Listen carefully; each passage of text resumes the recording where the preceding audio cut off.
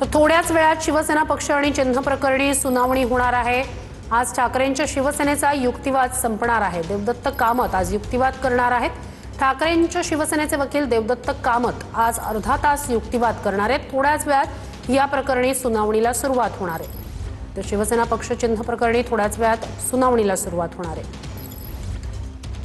कोर्टाने आता कोणती पळवाट काढायला नको की याच्यातला शिवसेना आणि पक्षचिन्ह याचा मुद्दा आम्ही पुन्हा निवडणूक आयोगाकडे पाठवतो।